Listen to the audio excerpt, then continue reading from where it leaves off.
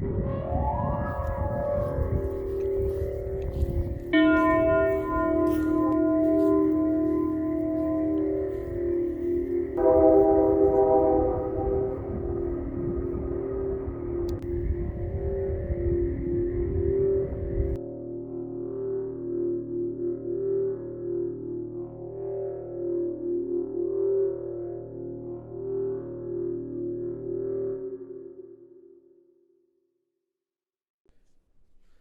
what's going on, everybody? This is your boy May Bizzle, and here's my co-host, the rock and roller himself. Krypt keepers. What's up, Mavis? Dude, I'm telling you, so I just shipped a whole bunch of shit today. I went to the post office, and I'm like, man, I wish they called me the rock and roller. Like, I'm trying to get them to call me the rock and roller after you told that story where they fucking Yes. that's what the guy called you. Yeah. I'm like, man, I'm like wearing all these like crazy shirts and shit. Just like, come on, I got packages. I'm sending shit out. Like, call me a rock and roller, man. I need to fucking, I don't know. They're going to call me a rock and roller by the end of this year. That's my fucking goal. You know what? I have faith. You're going to get it. Yeah, I got to get a dope jacket like you got. That's what I got to do. Get patches. That's the shit, key. Put That's it all the key. together. But yeah, man, happy to see you. We took a week off to get some good content together, and today we have a very special story. Somebody called in the line. Now this is pretty crazy because they called in the line, and I guess we only have 3 minutes of voicemail on there, so 3 minutes isn't enough. For this story. Yeah. We actually, I got messaged on the side by a user who chooses to remain anonymous. He said, hey, I didn't have enough time on the line, so I gave him the email, mayvizzle2@gmail.com, for everybody that, if your story is too long, you can submit audio files there, and we'll put them together and get them on the show. But he has a 35-minute story haunting. It's titled The Haunting of Eden Rock. We are going to be playing that later tonight on the show, so this is very special to us because thank you, community, for reaching out finally. We're not just screaming out into the void about ghosts and shit. I'm very excited. We finally got a call-in story, and it sounds like it's going to be quite the story. So I hope y'all make it to that section because we haven't heard it yet. We're all experiencing this together for the first time, so stay tuned. You're gonna want to listen to that. Yeah, I haven't heard it. I don't know if I don't even know if it's like the whole thing's a story or if it's 35 minutes of fart noises. We're gonna hear it tonight. We're gonna hear it when we play it live on the show. Let's hope for the best here. Yeah. So let's get rolling. So you said you had a story to start us off with tonight? Yeah. So, you told me we got a call in, and that was a little bit lengthy. So, I wanted to keep it kind of short, but keep things mixed up a little bit. I've been kind of trying to stick to like Oklahoma related hauntings. I guess kind of accidentally went with the theme there. So staying on topic there, we're going to stay in Oklahoma for the most part. But this isn't about ghosts. We're stepping into some cryptid territory here. Sasquatch them. Yeah, well, it's not far off from that, I guess. So, all over the U.S., we've got native folklore. There's like 500 tribes that are like known tribes that are documented in the U.S. Oklahoma has like 43 tribes or something like that. Jesus. So everybody's familiar with a lot of native folklore. This is about Thunderbirds. I don't know if Thunderbirds are a thing in Oklahoma. There's a lot of like imagery everywhere. We have a lake called Lake Thunderbird over by Oklahoma City, where I'm from. So this is about Thunderbird sightings, which may or may not be pterodactyl sightings. I don't know. It's called different things in some of these different stories. But one of the first stories I dug up here This is on the cryptocrew.com. I'm not familiar with the site until just now, but it looks like they just like to research, Bigfoot and creatures from all over the U.S. Some interesting stuff on here. But they have a lot of Thunderbird sightings on this site, not just in Oklahoma. But I found this story in Oklahoma. These people close to Oklahoma City. I really like this story because it's very this is definitely some hick in Oklahoma, for sure. It was very entertaining for me to read it, just the language of it and everything. So let's see here. When was this posted? I want to know that. That's the thing I didn't look at. I'm sure it says, but I'm not finding it. Date of the sighting, supposedly around 2012, 2013, somewhere in that time frame. So Thunderbirds are mainly considered to be a myth by a lot of people. Reports of these large birds have been documented for a very long time. Many of these reports are very credible. For those who might be unfamiliar with Thunderbirds, here's a little info that they posted about it. Thunderbird is a legendary creature in certain North American indigenous peoples' history and culture. It's considered a supernatural being of power and strength. It is especially important and frequently depicted in art, songs, oral histories of many Pacific Northwest coast cultures, but is also found in various forms among peoples of American Southwest, East Coast of the United States, Great Lakes, Great Plains, which is Oklahoma. And it's a term actually used in cryptozoology to describe large bird-like creatures. So it's actually used as a term for them. So anyways, let's get right to this.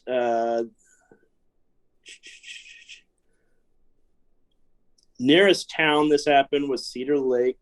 Length of the sighting, maybe a minute or two. How many witnesses? It says, me and my friend, he passed away last year. No photos or videos. So here's the words of this person that wrote in. Me and my friends went to go ride four-wheelers at my dad's property. At the time, I haven't seen him for 8 years because he's an ass. Long story short, me and my friend Josh were checking out this old house that was probably built before there was electric or anything like that. Anyways, that was toward the edge of my dad's land, which is also directly next to the Canadian River, which is a pretty big river that runs it snakes all throughout Oklahoma. The house was down this little path that led off to an oil well looking thing. We were on my Yamaha YFZ 450 that had aftermarket exhaust. It sounds very Oklahoma. So Josh takes off first toward the oil thing, and I'm not even seconds behind. And as I take off, I heard over the four-wheeler sound like a swoosh or something that caught my attention.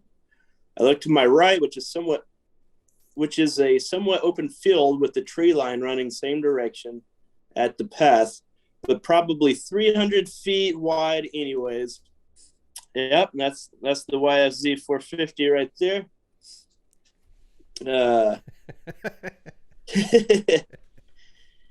There was a giant black bird that scared the living shit out of me. I was afraid to keep going forward, seriously, because I thought it might pluck me off the four-wheeler. Damn. Josh looks over and he floors it, and I'm still back closer to that old house. It was just flying just a little above the tops of the trees, but wasn't over them because it was more so in the field. It flying in the direction of the river. You might think I'm crazy, but I know what I saw and my friends saw. We never talked about it much because we knew no one would believe us or would think we were exaggerating. I figured since he passed away this year, I'd like to pass on the info in hopes of someone else discovering it. Seriously, each wing was about the length of a Honda Civic, and the body of it was every bit the size of me, and I'm 6 foot 200 pounds. It was the craziest, scariest thing I've ever witnessed. I never knew anything like that existed. My name is James, last name blanked out, email withheld. I live in Oklahoma City. And then he gave the exact latitude and longitude of where it happened. Another very Oklahoma thing. It's about the size of a Honda Civic. Fucking love that. So, there's other stories similar to this one, not as Oklahoma sounding, but so here's one. This one's calling it a pterosaur, not a pterodactyl. I know there's differences in them because of the different, like whichever age it came from. The pterodactyl, I believe, is from the Jurassic period. I think the pterosaur might be is it a bigger bird or smaller bird? A pterosaur. Smaller bird. Yeah. Yeah, pterosaur kind of looks like I don't even know. Like, okay, here we go. Here's a pterosaur right here. So pterosaur looks more like a bird. It's like hairy. And it's giant. Look how big it is. It's picking up like a fucking brontosaurus by its neck. Huh. So I think they got the name wrong on this one. And then this is a just my thoughts. It's like pterodactyl's Jurassic period. There's the is it the pterodon? That's like the dawn of all of them. He's just like the dawn. Yeah. The pteranodon. So this is they all look the fucking same, man. It's all the same fucking bird. This is literally the same picture that just came up. Pteranodon. It's all the same shit. If anybody tries to tell you that there's a difference between a pterodactyl, a pterosaur, or pteranodon, we just proved it with Google right here. Right here. You saw it. Yep. The pteranodon existed in the Cretaceous period. The pterodactyl was the Jurassic period. So probably the same fucking bird, but you know how evolution happens. They get smaller. So the pteranodon was a much larger bird than the pterodactyl. And supposedly didn't have teeth like pterodactyl had. Who gives a shit? Whatever. We're probably not watching dinosaurs. We're probably watching, these these spiritual birds. I don't know. Could be dinosaurs. Who knows? Here's a sketch. Let's see here. A few days ago, I received the following report from an Oklahoma family. The father and his 12-year-old daughter had a daylight sighting of what they thought looked like a pterosaur, and each of them drew a sketch of what they saw. Let me flip this camera around here. So here's a sketch. The kids drew that? If each of them drew a sketch, then I got to say, like, Dad, you're not much better than the 12-year-old. Holy shit. Oh, no, they looked pretty good when they were small, and then I blew it up, and, like, the one in the middle looks like shit. What is that one in the middle? Oh, I have no idea. This is they could have done better on that, in my opinion. Yeah. Those kids definitely need art school. For sure. So the dad wrote the following description. My daughter and I saw a featherless bird without a tail. This was in 2014 between 10 a.m. and 10:15. So well lit time of day. The sighting was about 3 to 4 seconds. Spotted the creature first and told my daughter, "Hey, what's that?" She caught 3 seconds or so of it.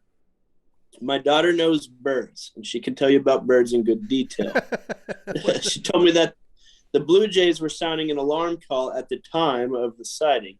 It was a clear, beautiful day, maybe a few fluffy clouds here and there. There was no sound of flapping, and it flew like it was gliding from southeast to northwest towards the Stinchcombe Wildlife Refuge. It looked black or dark brown, had no tail, but the feet were behind, and I thought you could see toes or knuckles pointing up. If you put both of your hands like open fists straight behind your back, that would be what it looked like. The feet were in line with the wings from my angle. I did not get a good look at the head, so I'm not sure if it had an appendage or bump on the back, but it gave me the impression it had something, but it was not obvious. Seemed big, between 6 to 8 feet maybe. Wasn't a hawk or a vulture.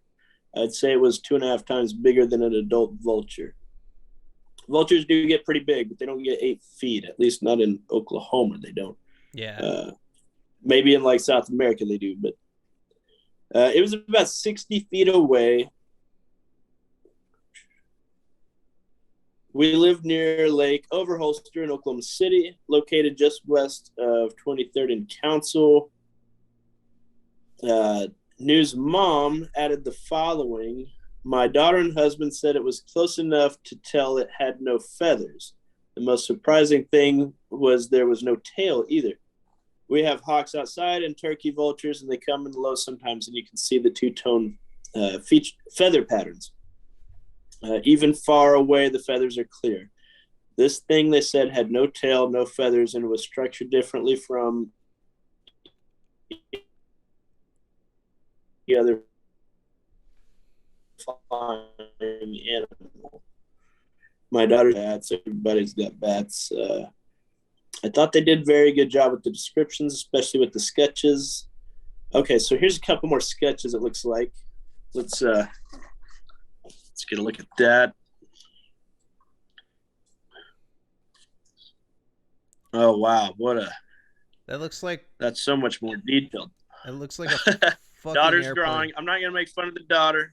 Yeah. I'm not going to do it. Have they ever seen an airplane? Yeah, it could it could be just an airplane. Dad, there's this giant flying thing outside, and it has no feathers. Oh, must be a fucking pteranodon. I think that's definitely a pteranodon. Did it go woo when it went over? Yeah, that's no doubt a pteranodon. Yep. Can you draw it for me? A Southwest American Airlines pteranodon, maybe. I don't know. Yep. It's hard to say when it's that far up.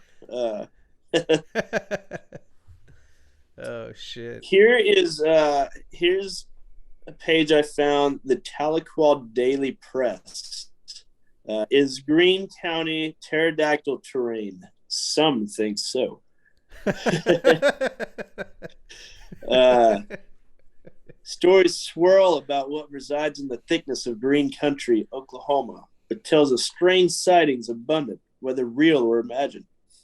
Apparently, this was talked about on the last podcast on the left, so that's cool. This is, Tahlequah. They're like southeast of Tulsa. Let's see here. The host reads aloud an email from someone claiming to have grown up outside of Tahlequah in the small community of Briggs. The person claimed to have once seen a pterodactyl after picking up a friend in the Pumpkin Hollow area, and asserted another friend once saw a similarly large winged creature. It's not the only story of unusual sightings, but few are ever reported to area officials. Cherokee County Game Warden Cody Youngblood said if locals do have such accounts of flying dinosaurs, river or lake monsters, or Bigfoot for that matter, they're keeping it to themselves. Tales of unidentified creatures are widespread. Okay, they kind of quit talking about the pterodactyl a bit.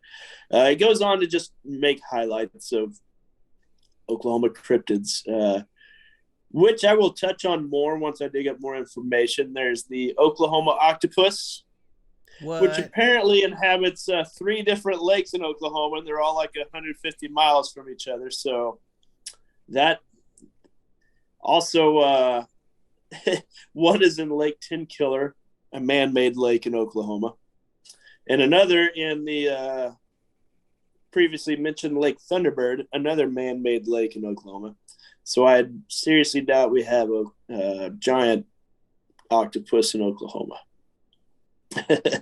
um, Bigfoot this, Bigfoot that. That's crazy, man. So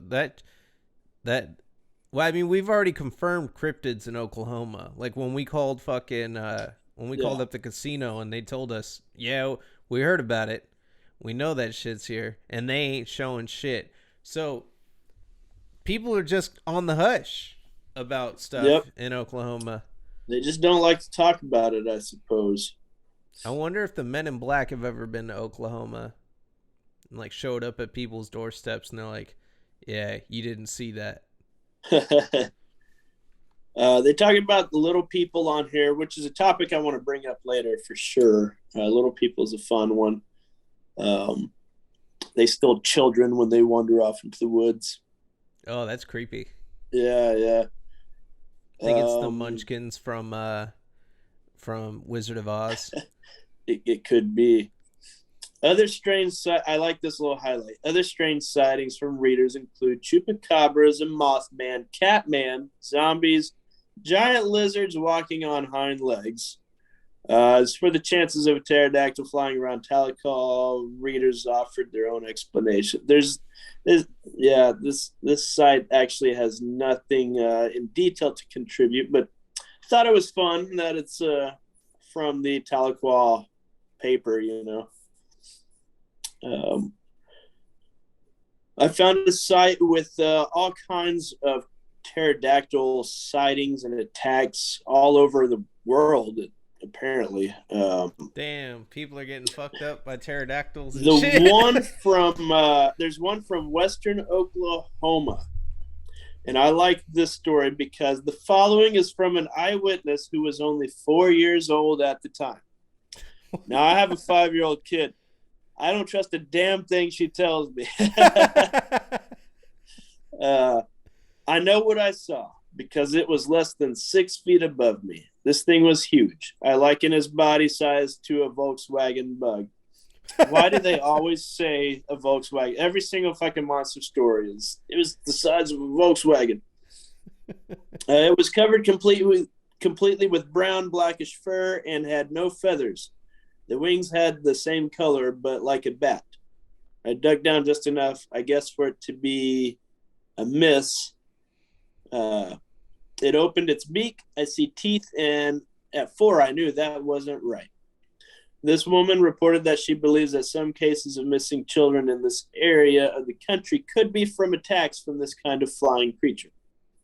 And that's the only note on the Oklahoma attack.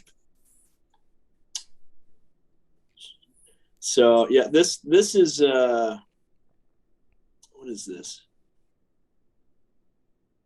There's also a writing here, Pterodactyls versus Human Life by the investigative journalist Jonathan Whitcomb, who looks like a pretty credible source if you ask me. We're not going to read it. It's a little long-winded, but this guy's going to tell you about pterodactyls and That guy, versus humans. that guy looks like the kind of guy that you can't end a conversation with. You'll start talking about this fucking pterodactyl attack, and he'll start telling you his life story and shit. Oh, when I worked at the mill for 30 years, this happened, and my manager, fuck, man. Like, dude, I'm just trying to clock back in for my lunch break, buddy. Like, Yeah, let me go. I need to get back to work, dude. Or it's time to clock out. He's like a customer. That customer that won't shut up. You could tell just by that look on his face. Oh shit. So I can touch on some of the other sightings around outside of Oklahoma. That's pretty much all I could find in detail of Thunderbirds or pterodactyls in Oklahoma. But I thought that's kind of fun.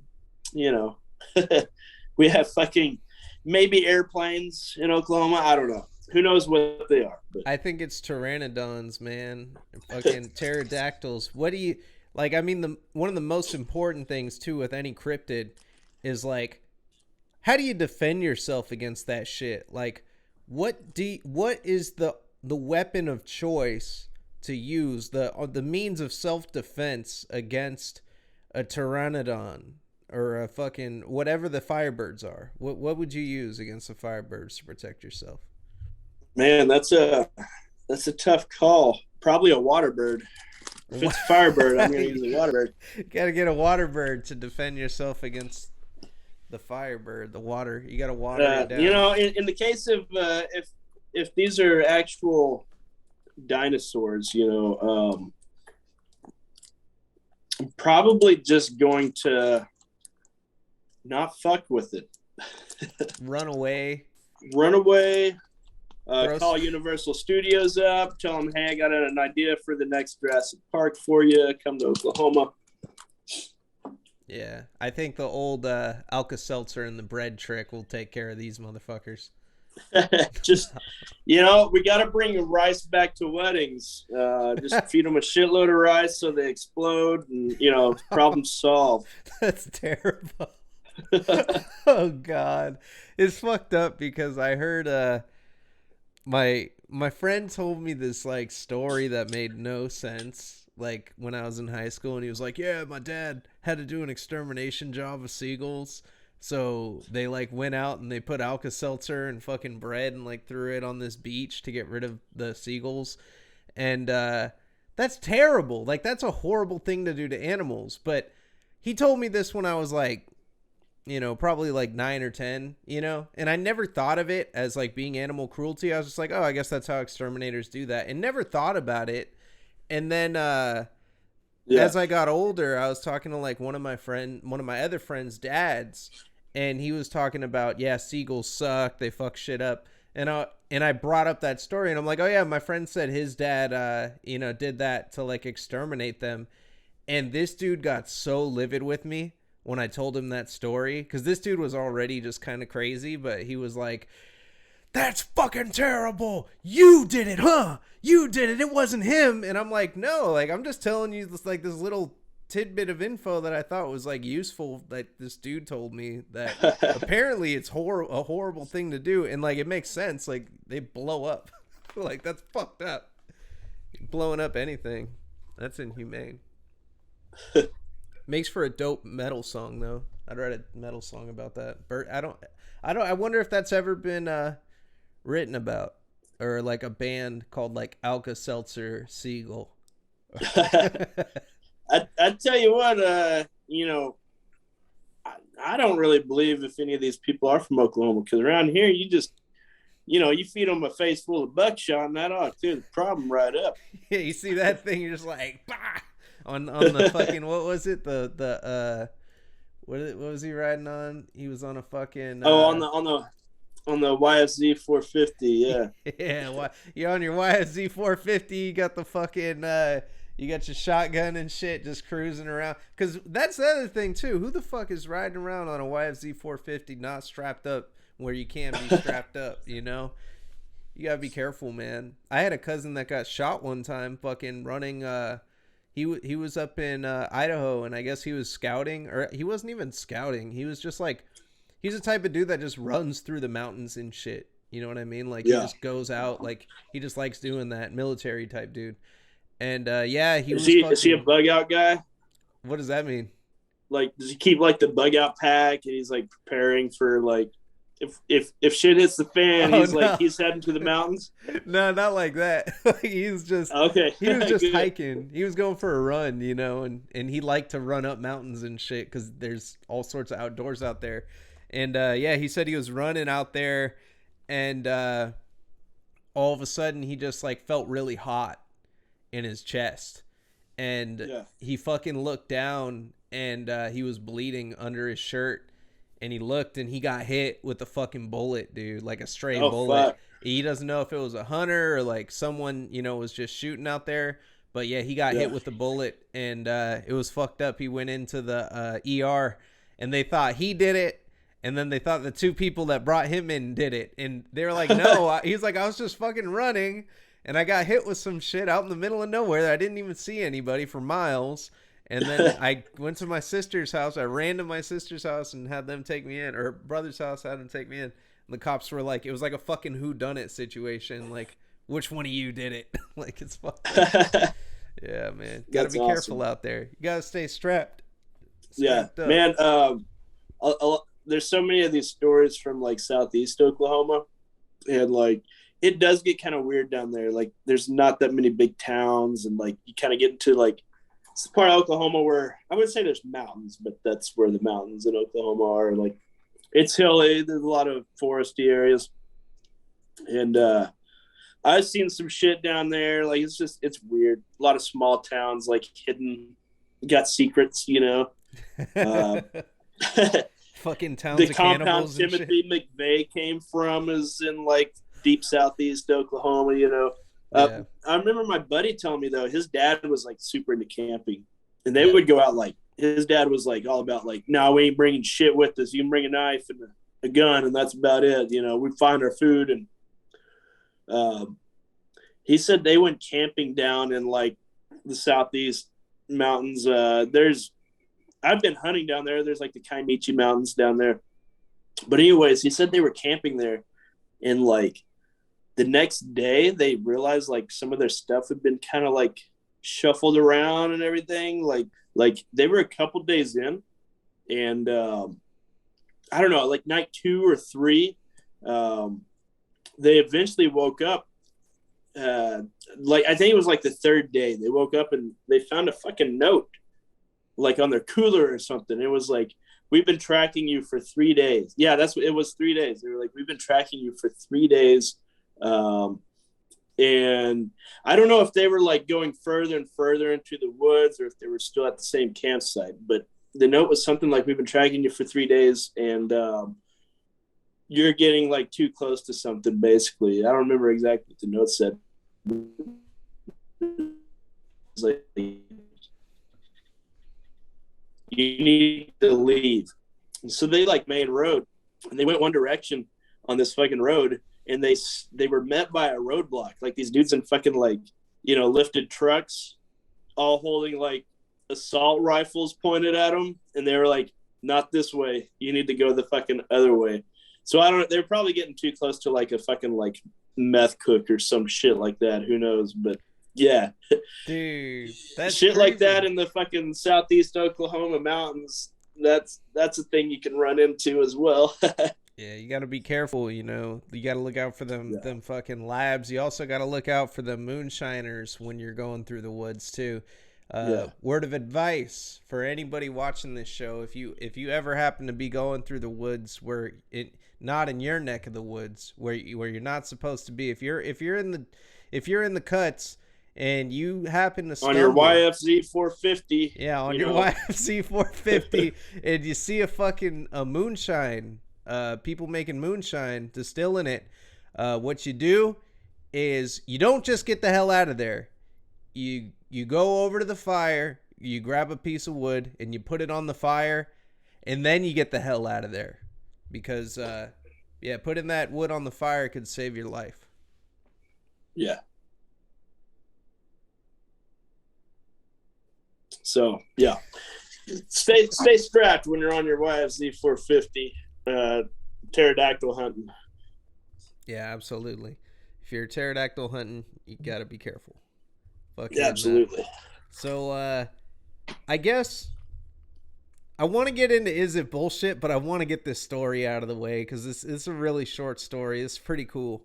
I don't know what the fuck got me to look this up, but I think I was reading some shit about Black Dahlia murder this week. I don't know why, you know, but yeah, it like came up. Oh, I think I was looking at what singles were released on from the album Nocturnal, and Death Mask Divine was one of the singles, and then like I was just Wikipedia searching shit, you know, like I was just like clicking, going deeper down a rabbit hole looking at shit, and I found the story of the song Death Mask Divine by Black Dahlia Murder, and it is pretty fucked up, like what this story was about. So this song is basically about like a dude that is in love with like this dead body. Okay. You know, and it's not like on like some really creepy shit, but he's like professing his love, but it's really morbid because he's like talking about a dead body. So Yeah, something we can all relate to, I'm sure. yeah, absolutely. um so this is actually about let's see, it's about this dude named Carl von Kosel, and they actually made a film about this called Beyond the Darkness. This dude, Carl Tanzler, is what his actual name is. Carl Tanzler. He was a German-born radiology technologist in the Marine Hospital Service in Key West, Florida. Um, this was pretty cool. Like this whole story. So like this dude basically had like visions of this girl before he even met her. Like he just literally had these dreams of like this chick, and she was like the one for him, and he was told by like some voice or some shit, it was like, this is gonna be your soulmate when you meet her. And he kept seeing this woman over and over again in his dreams. And Yeah. I'll show you a picture of what he looked like too. This guy totally looks like a guy that would have a dead body up in his house. Oh, absolutely. Yeah. So Yeah. yeah. I have no doubt in my mind now. He looks like an evil doctor, like a fucking super villain. But yeah, so he had these visions of this chick, and then fucking sure as hell one day, guess who walks into his office with tuberculosis? The chick from his dreams. He was like, you're the one for me. Oh my god, I'm in love with you, lady. And Sure, that went well. yeah, it didn't really work out. They didn't click very much. But so here's how it goes down. On April 22nd, 1930, while working at the Marine Hospital in Key West, Tanzler met Maria Elena Helen Milagro de Hoyos, a local Cuban-American woman who had been brought to the hospital by her mother for an examination. Tanzler immediately recognized her as the beautiful dark-haired woman that had been revealed to him in his earlier visions. By all accounts, Hoyos was viewed as a local beauty in Key West. Elena was the daughter of local cigar maker Francisco Pancho Hoyos and Aurora Milagro. She had two sisters, Florinda Nana Milagro Hoyos, who married Mario Medina and also succumbed to tuberculosis, and Celia Milagro Hoyos Medina, Nana's husband, was electrocuted trying to rescue a coworker who hit a power line with his crane at a construction site. Stay away from power lines. If you see a down power line, get the hell away from it. Don't try to get it out of the road. You will die if you touch a power line. Don't hang on the power lines. Climb the power lines. You will die. The birds on the power lines, I don't know how that works. I know birds are on power lines. It makes no sense. It's not safe. Don't do it. You've all seen the G.I. Joe, like, infomercials. Don't touch a down power line. Don't do it. Never. So on February 18th, Elena married Luis Mesa, the son of Caridad and Isaac Mesa. Mesa left Elena shortly after she suffered a miscarriage of the couple's child and moved to Miami so he could party all night with Miami Nights. The rhythm got him. Elena was legally married to Mesa at the time of her death. Elena was eventually diagnosed with tuberculosis, a typically fatal disease at the time, that eventually claimed the lives of almost all her immediate family. Tanzler, with his self-professed medical knowledge, attempted to treat and cure Elena with a variety of medicines, as well as X-ray and electrical equipment that were brought to the Hoyos home. Tanzler showered Elena with gifts of jewelry and clothing and allegedly professed his love to her, but no evidence has surfaced to show that any of his affection was reciprocated by Elena. So he was simping hard, and it didn't work out for Buddy. That's why moral of the story is, you don't treat women as objects. You treat them like people, because they are people. You can't treat people like objects and think that, if I buy them this, they're gonna fall in love with me. Don't work like that. And he literally treated her like an object moving forward. Despite Tansler's best efforts, Elena died of tuberculosis at her parents' home in Key West on October 25th, 1931. Tansler paid for her funeral with the permission of her family. He then commissioned the construction of an above-ground mausoleum in the Key West Cemetery, which he visited almost every night. One evening in April 1933, Tansler crept through the cemetery where Elena was buried and removed her body from the mausoleum. Carting it through the cemetery after dark on a toy wagon, the radio flyer, and transporting it. So homie showered this dying person with gifts and then paid for the funeral and then erected a giant, like, did he run out of money? Like, why has he got a fucking toy wagon? Yeah, he got the radio flyer. Man. It's where he carried all his doctor shit, you know? Like, yo, first off, you go to the doctor, or like, say you do a house call back then in the day, you know, because that's how the doctors were. You call them and shit. I don't even know if they had the phones yet. You're probably Morse coding the motherfucker with a little thing. But you Morse code the doctor, and then they show up, and he's got a fucking radio flyer wagon with all of his shit on it. That's bullshit. You know why this story doesn't take place in Oklahoma? Because that motherfucker would have had a YFC 450 with the aftermarket exhaust. He would have been in and out of that cemetery like, you know, nobody would have known. Yep. Smashing through with the fucking that aftermarket exhaust though. With the you gotta have that. You gotta have that. So anyways, he transported it to his home. He reportedly said that Elena's spirit would come to him when he would sit by her grave and serenade her corpse with a favorite Spanish song. He also said that she would often tell him to take her from the grave. Well, I mean, she asked for it, you know. Yeah, you know. Tansler attached the corpse's bones together with piano wire and fitted the face with glass eyes. As the skin of the corpse decomposed, Tansler replaced it with silk cloth soaked in wax and plaster of Paris. I don't even know what that is. That sounds like some artsy shit. Plaster of Paris. What the fuck is plaster of Paris? It's just like you ever done like plaster hand molds? No, I you ever see people do shit like that? Like that's what that is. It's that white shit that turns into like cement. Oh, okay. So yeah, he used the plaster of Paris on her. As the hair fell out of Elena's decomposing scalp, Tansler fashioned a wig from her hair, which he had previously obtained from her mother. Wait, I didn't catch that the first time I read this. Hold the fuck up. Yo, who is, well, there, he's probably like, he probably showed up after she died and was like, hey, you know, I just paid for that funeral.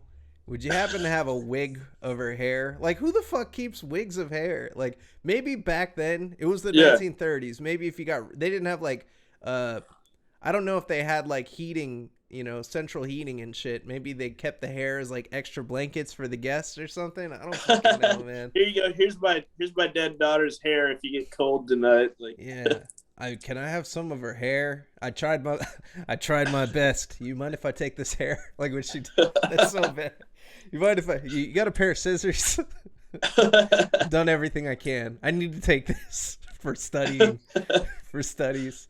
Oh shit, that's fucked up, man. That is just... why was the hair kept to begin with?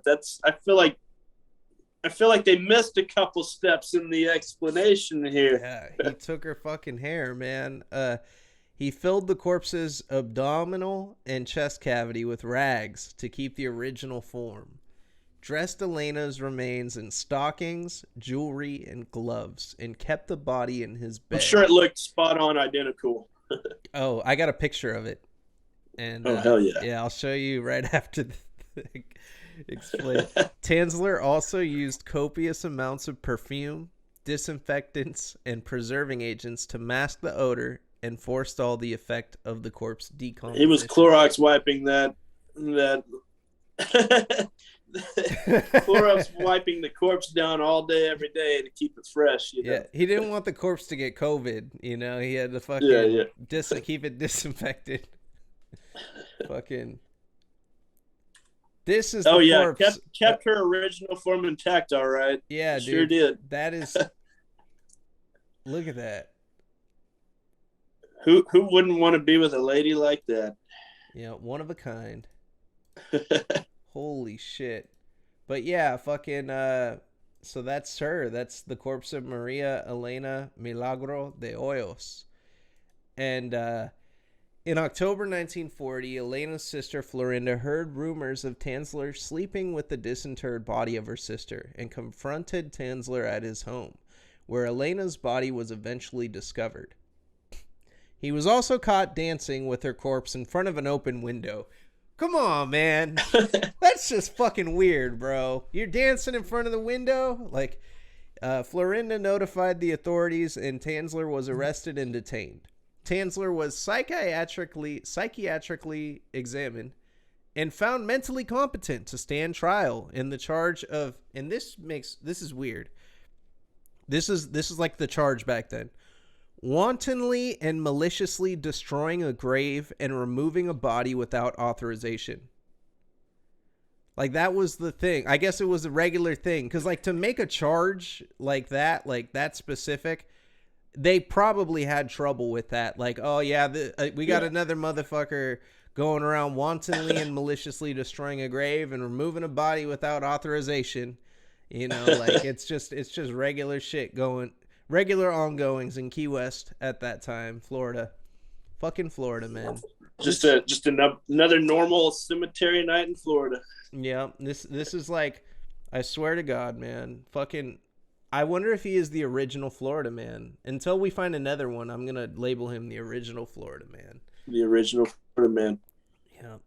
So, after a preliminary hearing on October 9, 1940 at the Monroe County Courthouse in Key West, Tanzler was also held to answer on the charge. But the case was eventually dropped, and he was released as the statute of limitations for the crime had expired. They really dropped the ball on that one. He got away with it. That is fucking weird. Shortly after the corpse's discovery by authorities, Elena's body was examined by physicians and pathologists and put on public display at the Dean Lopez Funeral Home, where it was viewed by as many as 6,800 people. Elena's body was eventually returned to the Key West Cemetery, where the remains were buried in an unmarked grave in a secret location to prevent further tampering. The facts underlying the case and preliminary hearing drew much interest from the media at the time, most notably from the Key West Citizen and Miami Herald, and created a sensation among the public, both regionally and nationwide. The public mood was generally sympathetic to Tanzler, who many viewed as an eccentric romantic. Man, but the ladies must have fucking loved him, you know?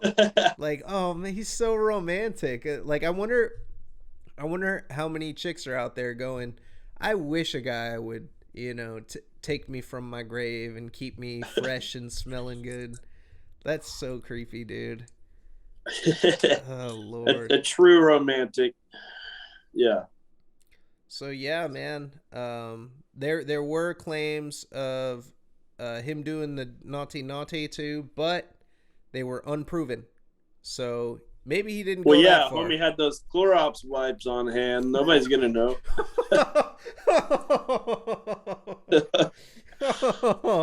Oh, Lord. Oh, God. So, whew.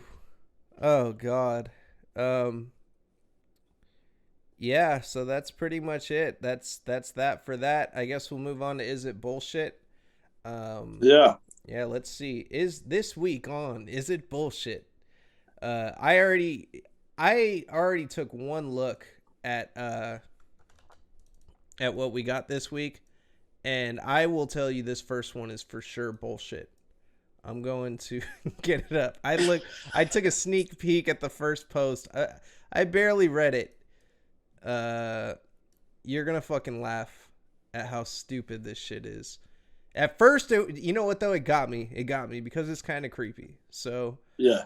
this week on Is It Bullshit? Here we go.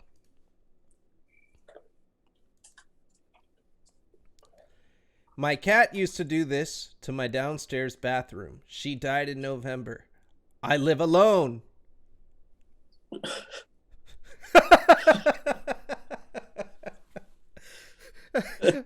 How else could that have happened?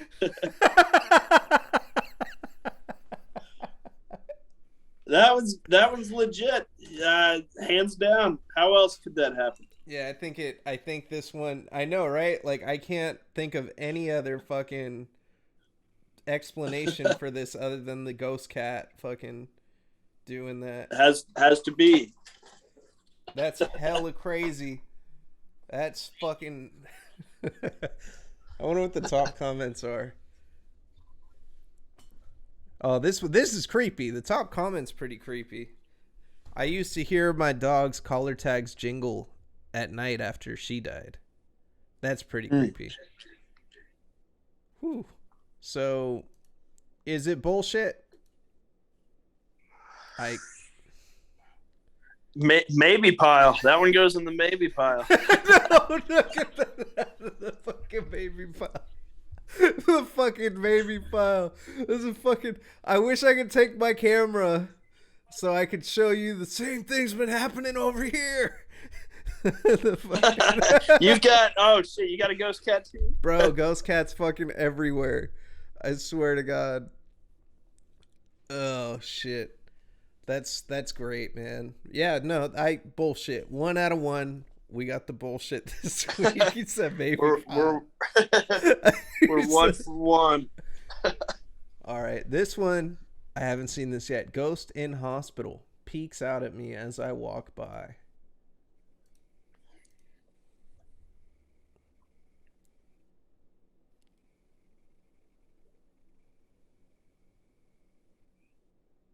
Oh, there he was. Was that a ghost? That's a fucking person. Dude, that is legit a person taking a step. You see their foot? That's a fucking person. That's like a person wearing all black. Come on, man. And the guy's username... you're in a populated, non-closed down hospital and you see a figure step out from a room. Couldn't possibly be a person. This guy said his username is Bored Guy Online. That says it all. Yep. All right, 2 username out of 2. checks out. I'll play it one more time for the crowd at home. Is that a ghost? Oh shit! What was that? Oh my god! It's a fucking ghost. Then he goes back in. Yeah. Nah. I like the double take. Like, there couldn't possibly be another human being walking in the hospital like I am right now. Yeah. Let's see what the comments say on this. As context might get lost, here's what the OP posted. Security guard there kept seeing things and wanted someone else to see because he thought he was losing his mind. My job allowed me to be at a abandoned hospital for service, and the security guard would see things so often he told me to shoot on my camera because I may see something, and at first didn't. I thought I did, but it wasn't until later I got off work and he was walking inside. I was watching the video, and then I realized there was a figure, and it was the creepiest shit I've seen. Man, either I can't read or that paragraph was not written well. Okay. What the heck? Let's go to the next one. I call that bullshit. What the heck? I work in IT and was taking a pic of the location for the AP placement to send to my manager. This was one of the 4 tiny rooms in the attic at our client's home. Didn't notice it until I uploaded it on text, then ran the fuck out of there. Spooky. Ugh.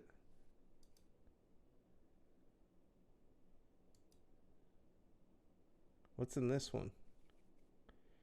So, that's pretty creepy right there. Oh, okay, yep. I see ya. That's Ghost.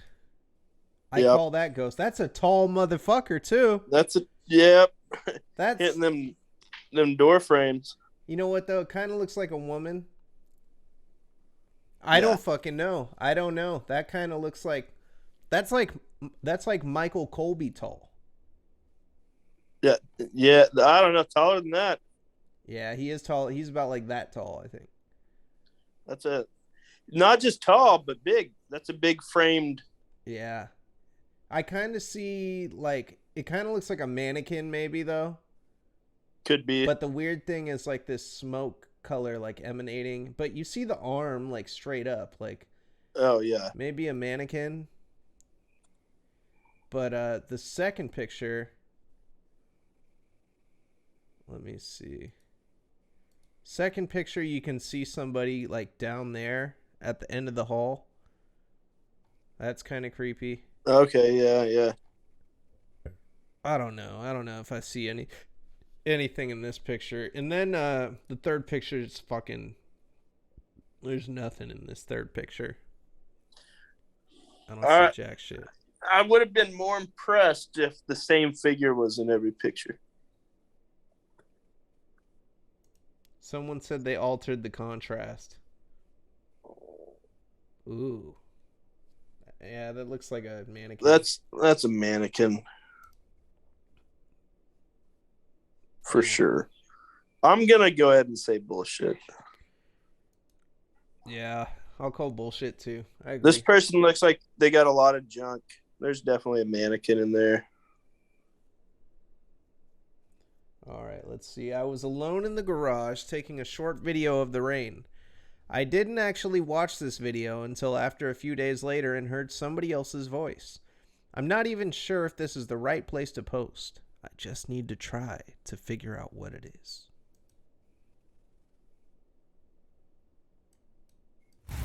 Let's turn the audio back on. Whoa. So it's this guy going, nice. Now, prove that you're alone. I know. If you capture that, then turn the camera around and, like, I don't know. Yeah, I call it bullshit. That's probably your drunk dad in the background. Like, come on. Yeah. Bullshit. Ooh, this is pretty cool. This is a post that we'll get into this. I'm going to check this out. The tech company I work for is researching ghosts. That sounds interesting. We'll talk about that next week. I'll do a little research on that one. Yeah. Maybe it's worth something. Another one. Where's the sound coming from? Oh my god. Sounds like a fucking possum.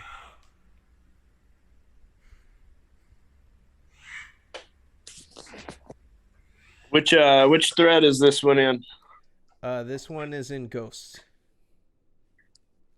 What the hell is this sound coming from? I'm searching by this week. I gotta listen to this one.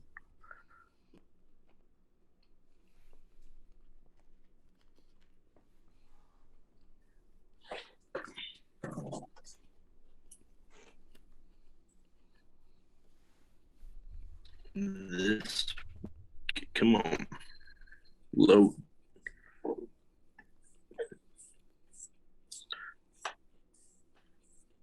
Okay, here we go. Audio up.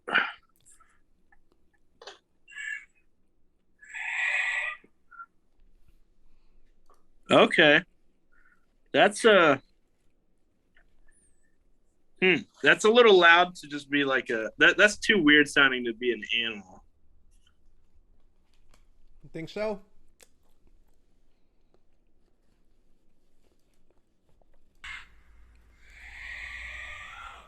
I don't know. It could be to me, like, I don't know about the possum. I'm thinking more like, is this a like some sort of mountain cat, you know? Yeah, you're right. It's got to be some strange creature. Some sort of strange creature. Figured I'd share the one I call bullshit. But But I would say that this is genuinely some dude that's probably freaked the fuck out. If I heard some shit like that, I would be tripping. I would say not a bullshit video, but it's not. It's bullshit. But yeah, like legitimately, if that was me in the middle of the night, I'd be a little worried. Not bullshit, but not ghosts. Yeah. It's bullshit, but it ain't bullshit. It ain't no ghost. Figured I'd share the one video I ever took that made me go, huh? I really think it's just my dad letting me know he's hanging out near me. Started happening shortly after his death. Could just be a short. My 2-year-old obviously beats the ever-living hell out of that thing. But that timing. If there's someone in here, hit the button. That was weird. Hit the button. That's pretty creepy. Okay. Yeah. If there's someone in here, hit the button.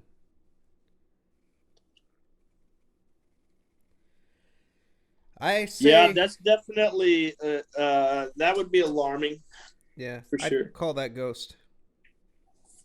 Yeah, the timing's too perfect. We talked about this before. Kids' toys just going off, change the batteries, whatever.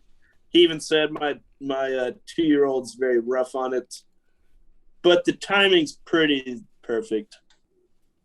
Yeah, that was pretty strange. Yeah. I say that's a real. We got a real ghost on video this week. It wasn't. I'm saying maybe pile. Maybe pile. Hard maybe. Could be ghosts. Could be ghosts. So that's pretty cool. I guess here's one more before we go into the story. This one was my partner and I recently stayed at the Empress Hotel in Little Rock. We did some video and EVP sessions and found this upon review. Focus on the table on the right.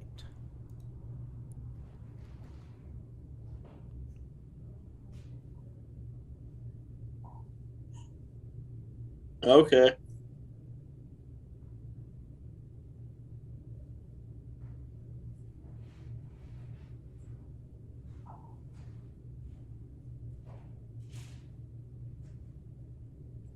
You see anything? Yeah, there's like a little, like under the table, there's like a little cloud kind of thing going by it. I didn't see it. I was looking at like the glasses on the table. Oh, I see it. Yeah. Could be a fucking shadow. I don't know.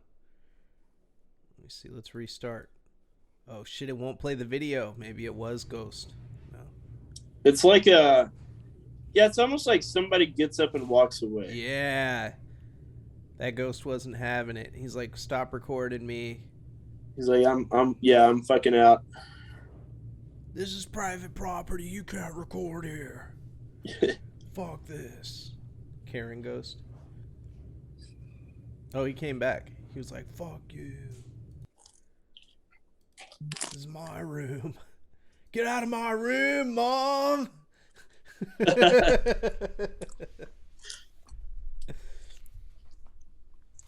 All right. So we got a lot of bullshit this week, and then we got one hard maybe, which is good. I believe we are getting closer to proving the existence of real ghosts. The toilet paper roll. Come on, that was low effort. What upsets me about this week's findings is that I search by the top voted shit for the whole week, and you're gonna tell me a picture of a fucking toilet paper roll is the most convincing evidence to the people of Reddit that ghosts exist? That is ridiculous. That is absolutely fucking ridiculous. You guys are very come on, Reddit, do better. Do better. Get your shit together, Reddit. Fucking terrible, man. Ugh. So We have a special treat this week. Now, this is the what's it called? This is the meat and potatoes of this week's episode. I have a story that I am going to present to you.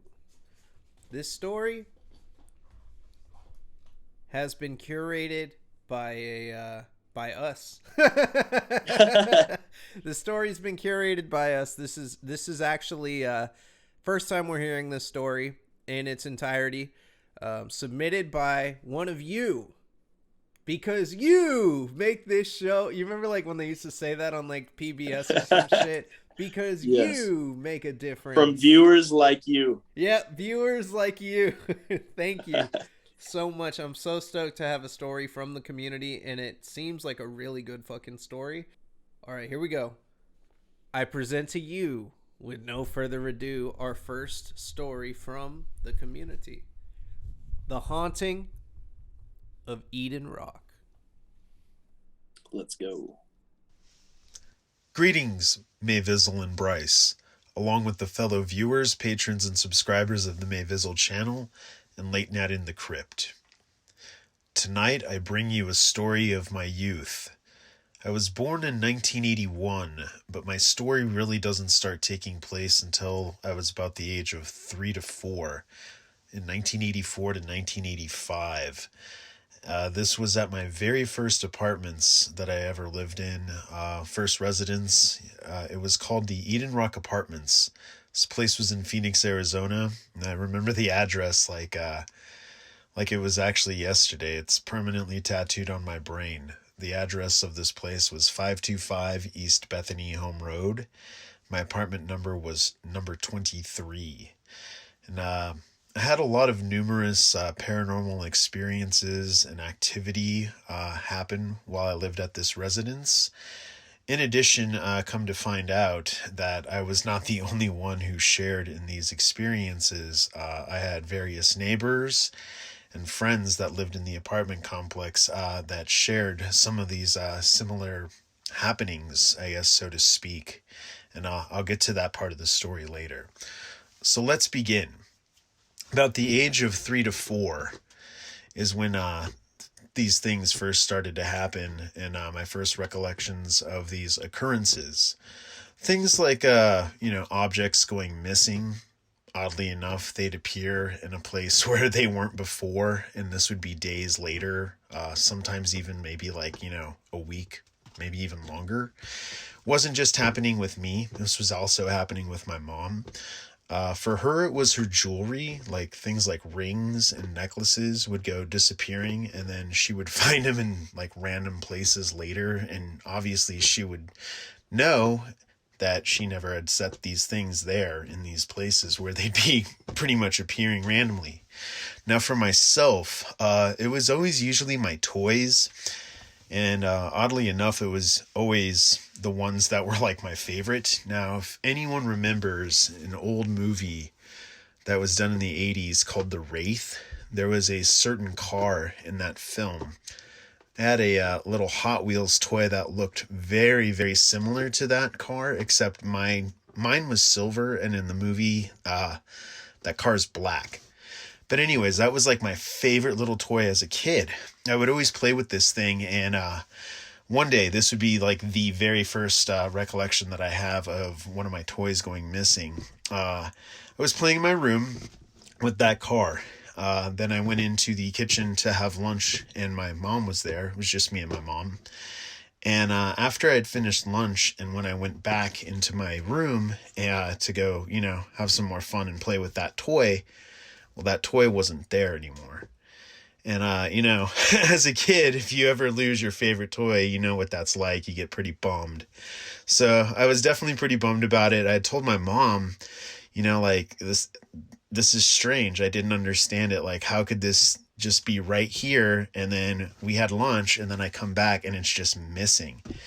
And, she had said, I've kind of had this happen too. And that's when she mentioned the thing with like her rings. And then later, it was her necklaces and just, again, other various objects. But again, for her, it was more just focused on her jewelry. For me, it was like my toys. I also had another experience one time. Same thing. I was eating in the kitchen. And if anybody remembers also a little toy that was like, I guess it was like a Fisher Price microphone. You could like talk into this thing. It would kind of like amplify your voice. You could change your voice as well. It had little lights and stuff on it. Well, I had this like sitting by my side one day, actually, while I was eating in the kitchen. And all of a sudden, this thing just starts to like make noises on its own. It was actually off at the time. I hadn't even had it on. It starts to make all these different noises. The buttons and the lights like started to illuminate on there. I wouldn't say like I could actually like distinguish any kind of actual like words or an actual like voice trying to speak, but this thing just started again like kind of acting nuts. And I tried to turn it off, and it wouldn't like shut off. It wouldn't stop doing this. And again, my mom was there to like witness this happening, and she thought it was also very strange, or, you know, I guess as an adult, she kind of tried to make some sense of it, and maybe to try to not get me to be so scared about what was happening when occurrences like this, I guess, would just, you know, kind of happen out of nowhere. And she was thinking maybe it was like, you know, like an issue with the battery, something like that. So she actually wound up pulling the battery out, and this thing continued to still do the noises, the flashing, all that without its battery. So, you know, I feel that that was, again, a very unique experience that I had. Now, as I mentioned before, toys continued to go missing. I would find them in other locations of my apartment, like, say, my living room. Sometimes even in my mom's room, she would find my toys, and I hadn't played in there. I hadn't put them there. I hadn't left them there. Let's see what else I can kind of try to remember here and recollect. So I would say by the time I was in kindergarten, I started to kind of experience things, I guess, more often, or at least I could remember them happening more to me. Oh, and I also forgot to mention that as a young kid at night, like, again, back to when I was about 3 to 4 years old, that in my bedroom, I would see things that I guess would be described as like shadow figures, dark figures, not necessarily resembling like anything that would look like a person, but more just like weird, odd shapes, somewhat, I guess, creature-like. I would hear not, again, voices, but more like growls, just, you know, very, very, very odd stuff. It definitely freaked me out as a kid. You know, it really, really, really did.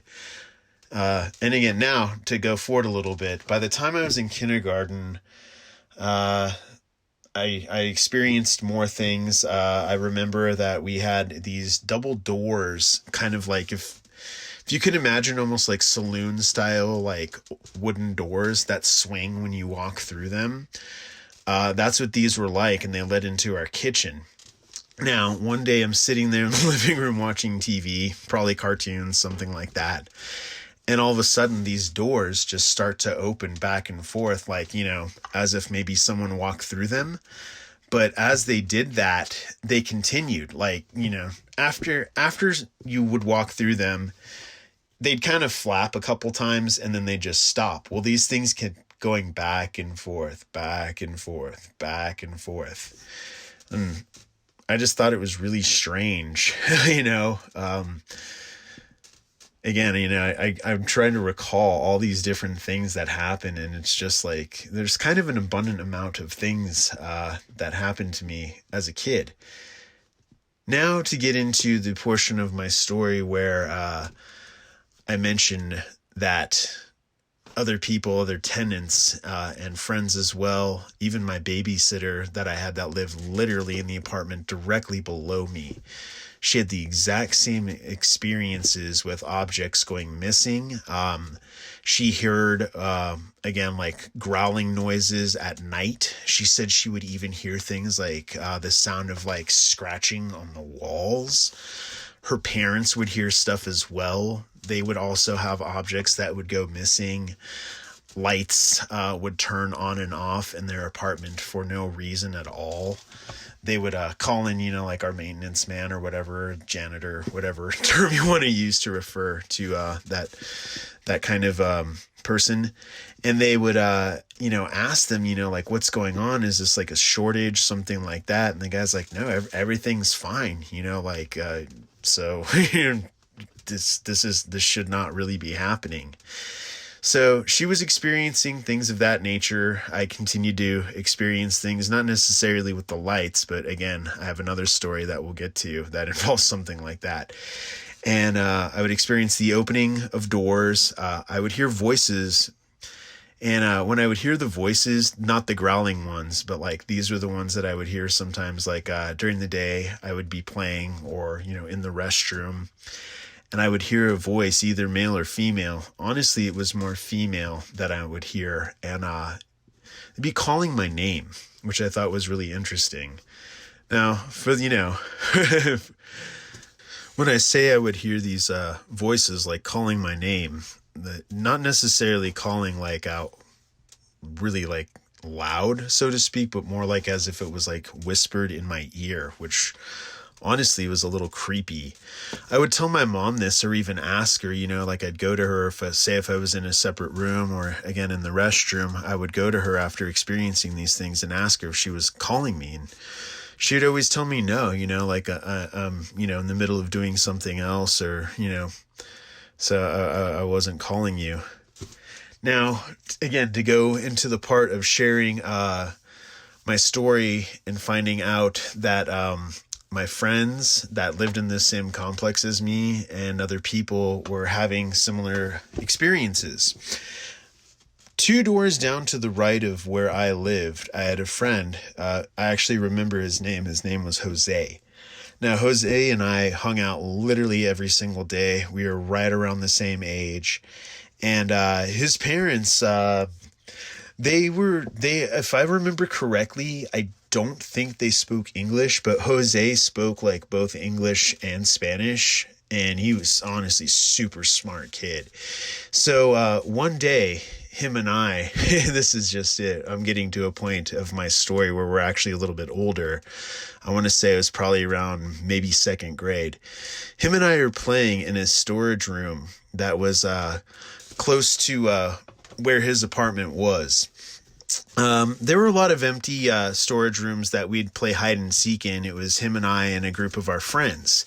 Now, we were hiding, Jose and I, as well as a few others. And one of our other friends was the one who was trying to find us. Well, we thought it would be fun to, go run and hide in one of the vacant storage rooms. And if anybody kind of recalls, the little string that you pull to turn the light on and off. Well, we went into one of the rooms and we did that. We actually decided, it's kind of a dead giveaway, but we're little kids and we're kind of scared, especially with the things that were happening in this apartment complex, that, we were just going to leave the lights on and close the door. So we didn't lock it. And we were in there hiding and, seeing if our friend would find us. And all of a sudden, the light in there just completely went off with all of us standing in there. And I heard my friend, the one who was looking for us, actually shout out like, "Hey, who turned the lights off?" And we just like started screaming because we freaked out because everything, like the light in there and I guess the lights outside of the, in the main area of the storage room, they were all out. And we started pounding on the door. Trying to get out because that's just it. As we were trying to get out and this door was just like stuck shut, like as if someone locked it. And we were freaking out and we were pounding on the door for our friend to come and actually like try to let us out. Well, when he got to the door, he was yanking on it too. And that's what he was saying. He's like, "What's going on? It's like, it's locked, he's like, but it's not. Like, if you again can remember like how storage rooms are, they have these like metal latches that you can put like a padlock on. And he swore up and down that he did not, lock us in there. And he was trying with all his might. Like, we actually heard the door of him when he was trying to open it, like rattling back and forth. And we were trying to push our way out of there too. And might have only been minutes, but it felt like, honestly, an eternity as we were all scared out of our wits. And thankfully, eventually, like the door, I don't know if it was just like a magical thing, but it did open, it did give way, and we all got out of there, and we're just like super freaked out.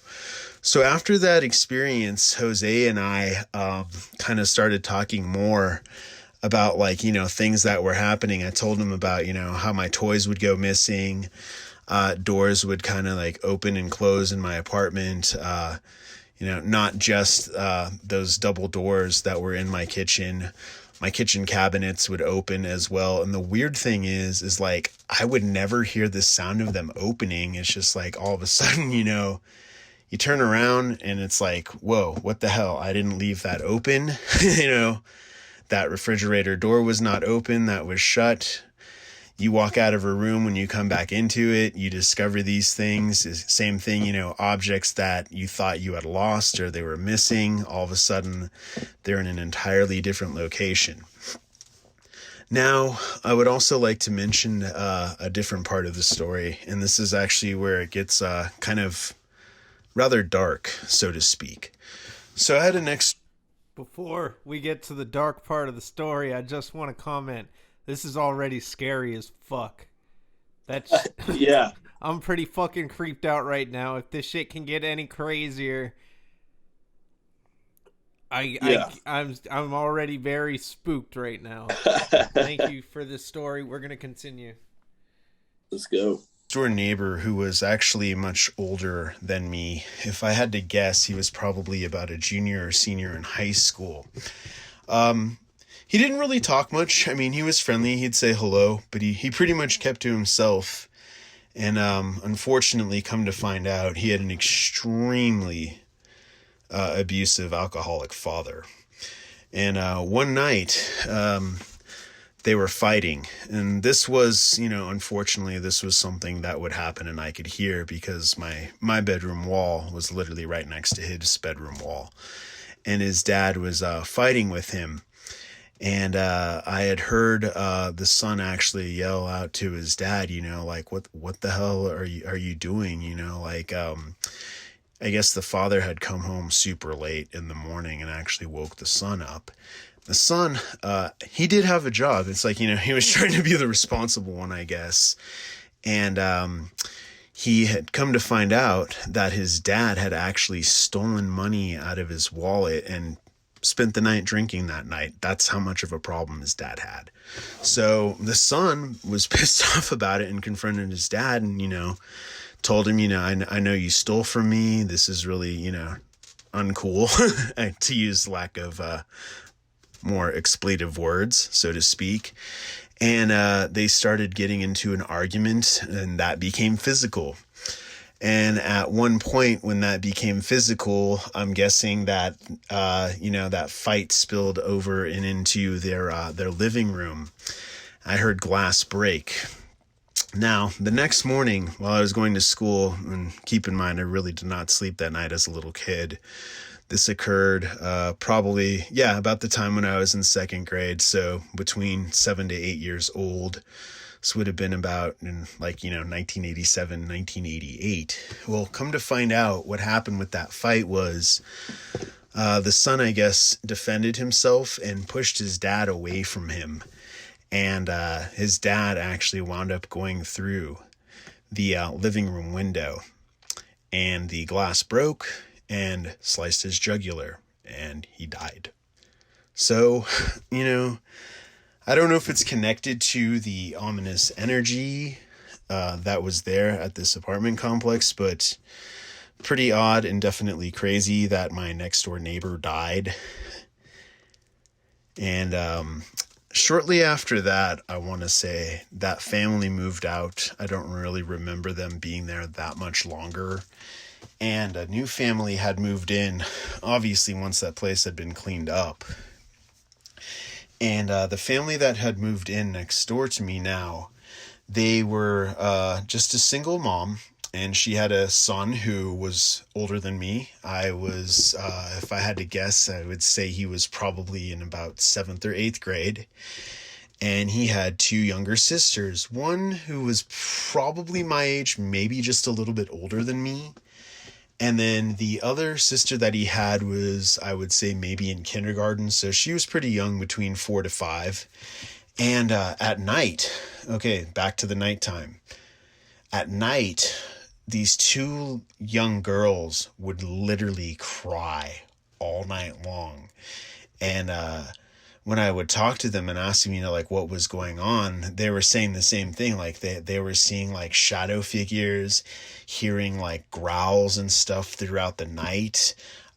They also claimed, just like my neighbor who was actually my babysitter down below me, that they were hearing the sound of like clawing on the walls. Now, I never actually heard the clawing or anything like that, but they were saying that they heard that, and they were just freaked out. They would literally cry every single night, and their older brother would come in to, like to console them, as well as the mother. And I got to know this family, I guess, kind of somewhat well. The mom wouldn't really talk about what the daughters would mention or the encounters that they were having. And the son, he was, I guess, a little more open and receptive, especially maybe since he was a little bit older. And, like, he said he didn't hear what his sisters heard. He did not see what his sisters saw. But he did not doubt them at the same time, because where they had lived before, they had never experienced anything like this. And we got to become friends, him and I can't remember his name, and we would go play now next door to the apartment complex where I lived. And I don't know if I've actually mentioned this, so keep in mind, this apartment complex was actually rather massive. If I had to guess, there was maybe between 50 to 100 occupants total in these apartments. They were quite huge. There was a pool towards the back end of the complex, a really big open courtyard in the area in which I lived, which was actually pretty cool. It was kind of like my little playground, as well as my friends growing up as a kid. And it was a 2-story complex. So not to stray, but just to kind of paint that mental image in your head. Right next door to the property was a synagogue, and they actually had a rather sizable field and playground. And my friends and I, meaning the ones who live right next door to me, my new next door neighbor at this time, we would go over there and play. And I had a couple little like remote control cars and just some little action figures. And there was a sandbox that we'd like to go over and play in, him and I and his 2 little sisters. Well, one day I brought, one of my action figures. I don't know, it was maybe like a G.I. Joe or something like that.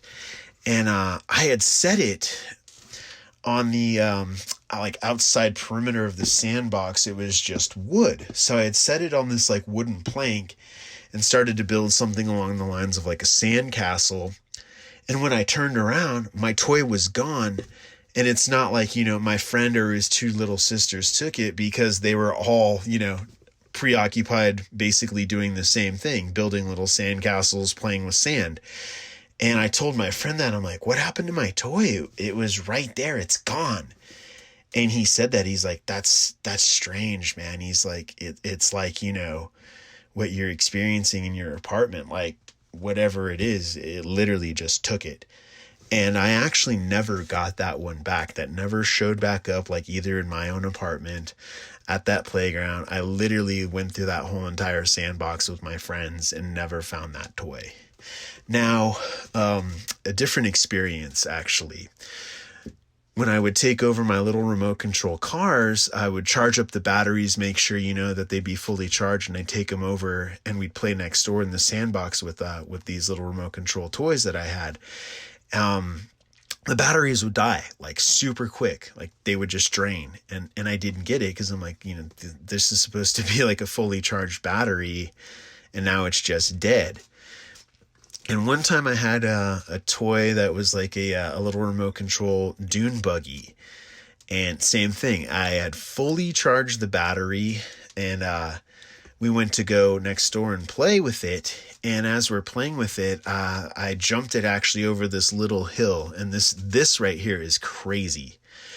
As it was in midair, all of a sudden this thing caught fire, not where the battery was or the compartment where the battery actually was like in, but it was actually like right towards the, like, I guess if you could imagine, there wasn't a little like, toy or a guy in there to be in the driver's seat, but right in that area there is where I saw literally like a little flame just kind of burst as it was in the air. And the next thing I know, I lost control of this thing. Like once that happened, it just like landed and rolled and just went up in flames. This was nuts. Me and my friends who were all there, we all saw this, couldn't believe it. I thought, like when I took it home, my mom and my dad tried to make sense of it again. I was like, their adult minds to, I guess, ease my worries, and like thought, well, what the heck? Like, how did this even happen? They're like, oh, maybe the battery overheated. I'm like, well, I don't really think so. Like it didn't catch fire in the area where the battery is. And, it was just nuts. Like I really tried to, wrap my little young mind around how something like this could just happen out of nowhere. It's like this little toy basically, spontaneously combusted. I can recall another incident where when I was young, my parents and we were on our way to go somewhere. The somewhere I don't recall, but we were leaving our apartment complex, and as we were getting ready to leave, my mom and my dad were with me. We stopped off at the manager's office. Now, this is actually very, very, very interesting. When we had stopped off at the manager's office, my parents were talking to the managers. I noticed we actually went into the manager's apartment that their carpet, the walls, the ceiling, everything was all black in their apartment. And I actually had to go and use the restroom, and instead of going back upstairs to where I lived and using our own bathroom, I had actually asked the managers if I could use their bathroom, and being a little kid, they probably didn't think anything of it, and were just like, yeah, go ahead and go to the bathroom. So when I went into the bathroom, it was the same thing. It was so odd. When I walked in, the bathroom floor was black. Even the bathtub was black. There was a window. It honestly looked like the window was literally just painted over in black. Ceiling was black. Even the mirrors were painted over in black. So you couldn't see, your reflection in the mirror, anything like that at all. What I'm wondering with all the different experiences that not only that I had, that my, neighbor down below me, my babysitter, had, as well as her parents, my next door neighbor, the first one with, his father dying, the second family moving in, and the two little girls experiencing things as well. I had forgot to mention earlier in my story that, across the way from me on the second story, I had made friends with like some punk rock guys. They were older. If I had to guess, they're probably in their 20s. They were really nice. They would just skate in the little courtyard of my apartment complex. And that's kind of how I got to know them. I would just watch them skateboard. I was actually really fascinated by it. This was like 80s style skateboarding, but as a kid, I thought it was like literally one of the coolest things I had seen. And I had become friends with them. And I remember one time I had actually mentioned and asked them if they ever had, any kind of experiences with like ghostly activity in their apartment. And both of them actually said that they had experienced, they didn't experience the items going missing, but they definitely experienced the, doors opening, cabinets opening, things like that.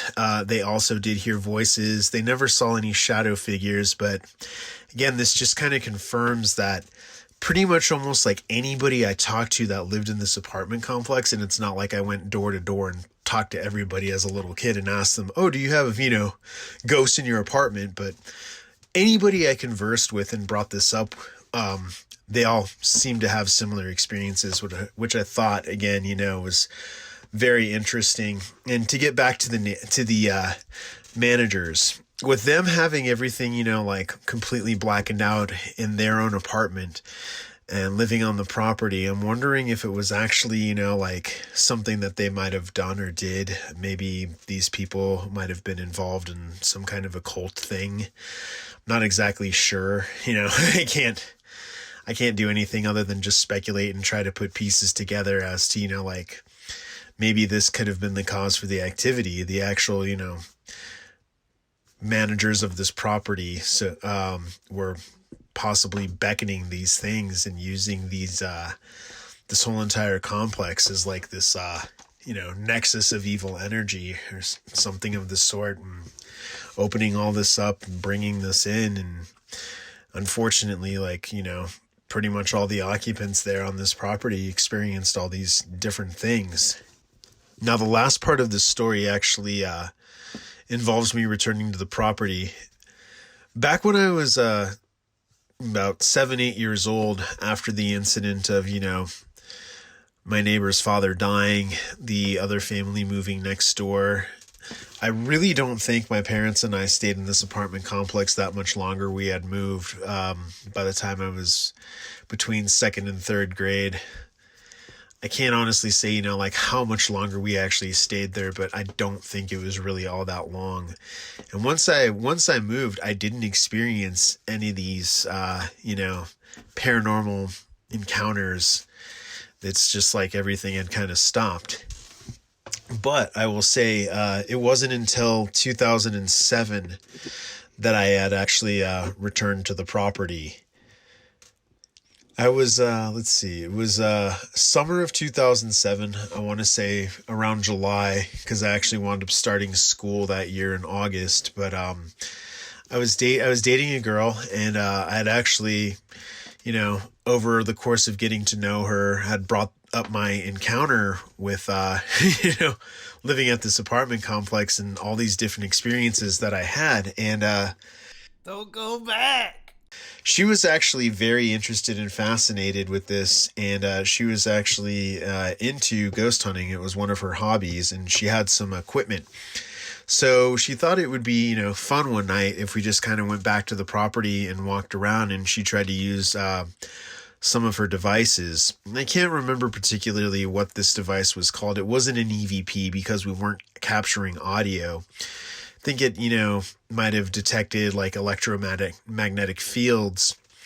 But she had told me she had used this device when she had actually gone out to Louisiana to check out some properties out there, and even cemeteries that were quite notable for having a ghostly activity. And she said she got like really, really, really high readings out of this thing, and at the time it was considered to be like one of the best devices for I guess capturing or doing these kind of investigations.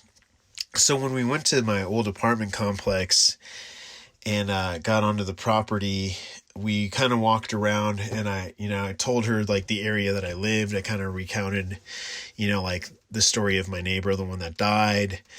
And we were walking up the stairs, and as we were walking up the stairs, I don't know if it was coincidental, but there was actually a trail of blood that was leading up to the area in which the neighbor that lived next door to me died, which I thought, again, was quite odd. And when she turned on her meter detector, or whatever you want to call it, to try to read the electromagnetic field, possibly, is what I'm guessing, it actually pegged all the way out to 10. And it just stayed there, like it pegged the needle. She thought maybe something was going on with her device, so she shut it off for a little bit, turned it back on, and instantly again it pegged all the way to 10. And we were standing in the area of where that neighbor had passed away, and also where my apartment was. And one thing I did notice is that all the numbers for the apartments were completely different. My old apartment number was 23, which, again, if you're into numbers, numerology, that kind of thing, it's kind of a very mystical number. It's also tied to certain events that are somewhat grisly in regards to that number. I won't go into specifics, but like, say for example, my old apartment number was 23. Well, now that number was like 228 or something like that. So the numbering system was completely different, but that like ominous energy obviously was still there if this detector was able to pick it up. And again, it was reading at like, just like pegging out at a level 10 reading. We walked around the rest of the property with it, and we were still getting really high readings, but it was literally in the area of where I lived and where my old neighbor lived, where we were getting this level 10 reading. And that pretty much concludes my story. I have not returned to the property since 2007. I've never actually looked into the history of the property to see if there actually was anything that happened there, that could have been a bad incident, maybe like a fire or, maybe killings on the property. I'm not exactly sure, but something like that would be of interest to see if there is some kind of like ominous history connected to this property. And thus concludes my story. Wow. Well, that was a good story. That was some That was heavy a lot of shit. story. So real quick, what he's talking about is a EMF detector. It detects electromagnetic fields, popular with ghost hunting. It's just like a little handheld device, has a meter on it for electromagnetic fields. I tried while we were listening to look up Eden Rock Apartments, and I keep finding in Arizona. Did he say what city? Oh, he put the whole address in the beginning. He's straight up. Oh, that's right. Yeah, Let's try that. Let me play that real quick. 525 East Bethany Elm Road. It was either Elm or Home Road, but what the fuck, dude? I'm fucking freaked the fuck out right now. That shit was terrifying. Here we go. Apartments.com, 525 East Bethany Home Road. Oh, man, we're looking it up. It's a real place, dude. This shit really happened. All right. Oh, man. So here's a listing for one. Oh, God, I don't want to look at it. Here's what the inside looks like. You've got, this is very 1980s. You got that fucking brick wall here, Oh, fuck. Over. So, dude, imagine one of these rooms, one of these apartments like this, completely painted black from from fucking floor to ceiling everywhere, including the mirrors. I was thinking about Holy that part. Shit. And, dude, your video's like fucking hella freezing and lagging. It was perfect all the way up until now. Can you hear really? me? Yeah, I can hear you just fine. That's terrifying, dude. Why is it doing that now? Holy shit. So here's, can you hear me? Yeah, I can hear you. So here you've got, obviously there's first floor, second floor apartments here. This is some little courtyard area. So I'm imagining like the sandbox maybe in this area. Maybe it's up front. I don't know. Yeah.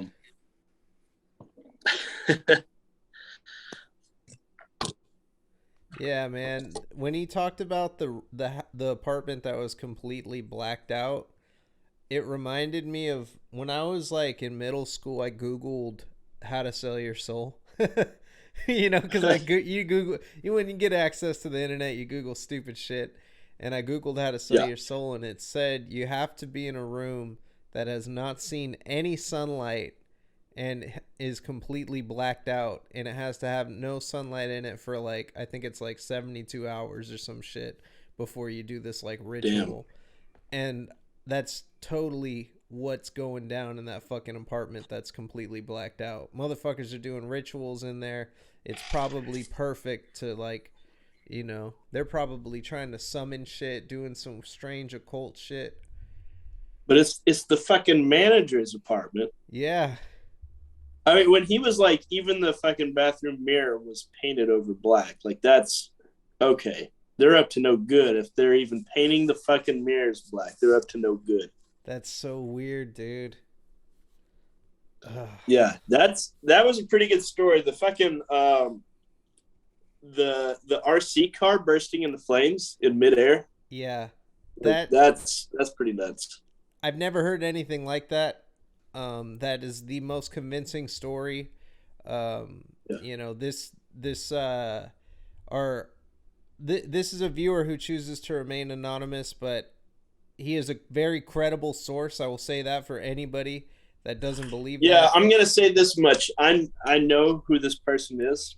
Yeah. So I trust it. I trust him 100%. It sounds like there's enough stuff going on where it sounds either like absolutely true with enough detail, or it sounds like this plays out like a movie. This is bullshit. That's how, that like the flow of the story was so crazy, and I believe it. I 100% believe it. That is terrifying. I am scared. I would not want to go to that place. I was scared to Google it. That's crazy that you Googled it, man, and we actually took a look at one of the apartments. Holy shit.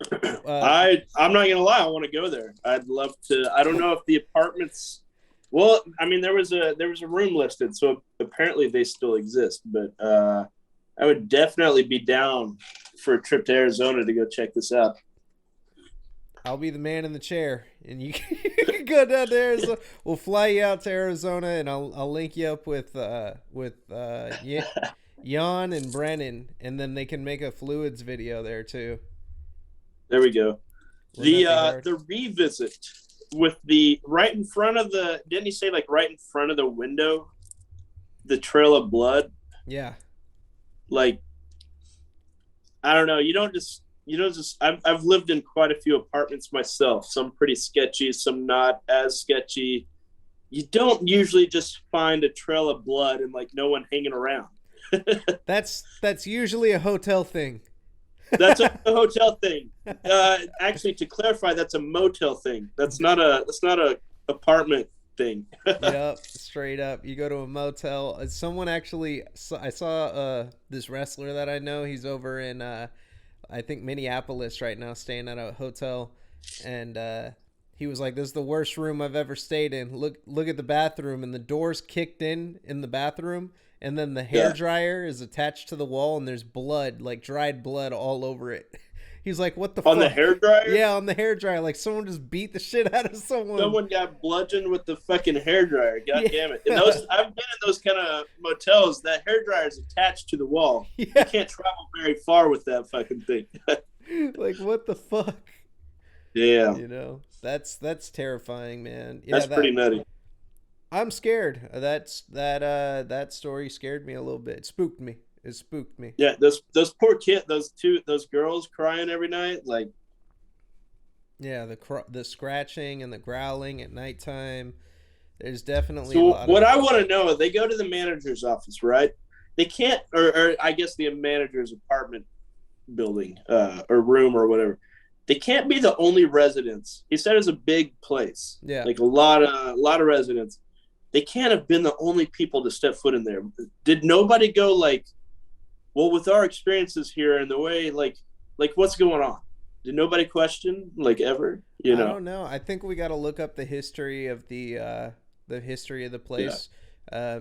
You know, I'll nut up and look up some shit during daytime about this place. We're gonna dig into this a little bit more. We might have to talk to our viewer who submitted the story and see if he's got any info to add. You know, I don't want to pick his brain too much. I don't know if this is traumatic for him or not, but it's for science. No, that's fucked up. It's for science. It's for science. We've got to get to the bottom of it. We got to know. Yeah, we got to find out. Is it an old man with a mask? Is it Scooby-Doo type shit? Are we about to unveil somebody? It was old man Jenkins the whole fucking time. Here's what I want to know about the manager in the room.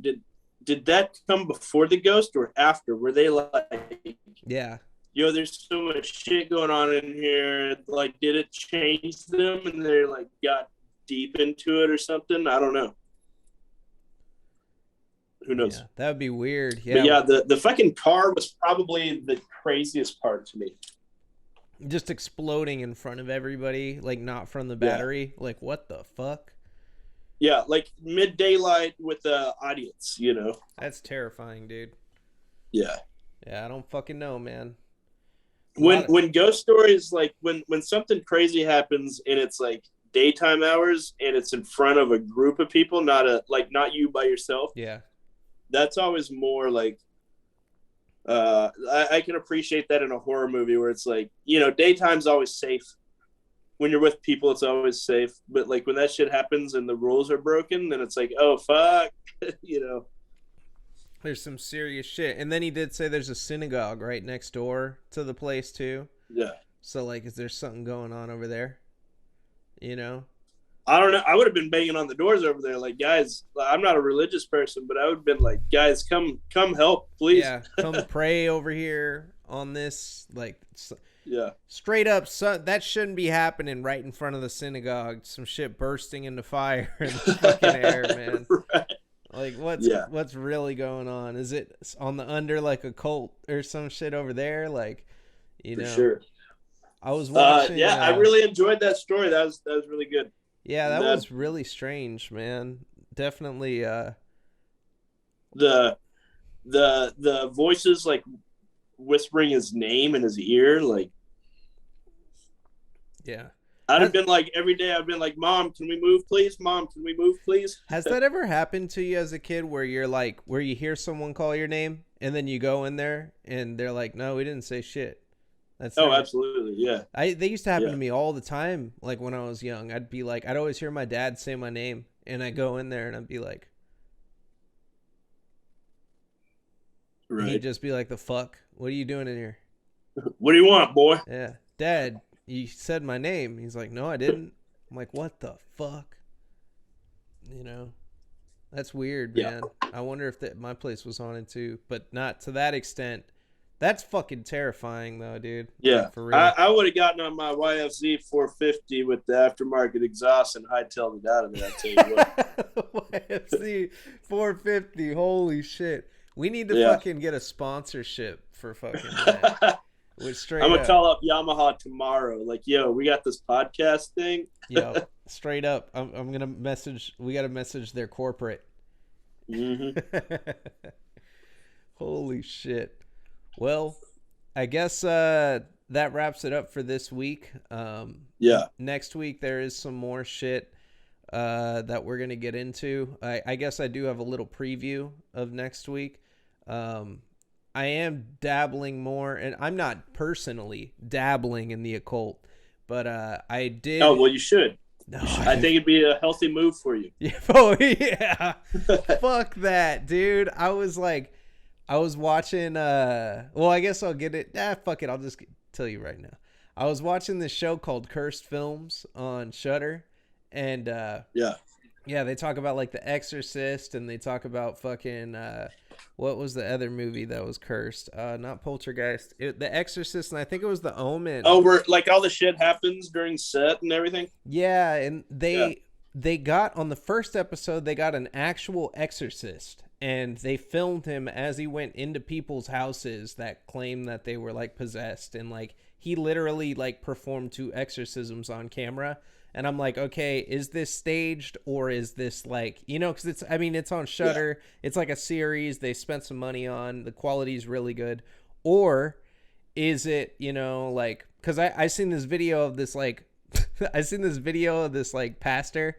And he's like talking to everybody. He's like, the demon's got to come out of you.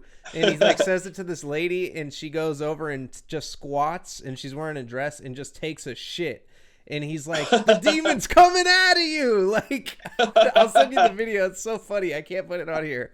But like that type of shit, I'm like, okay, like, come on, you know. But then I see this type of shit, and I'm like, okay, like maybe. And then when I was watching the Omen episode or whatever, they get this dude who is a black magician, and like he's like totally wrapped up in the occult.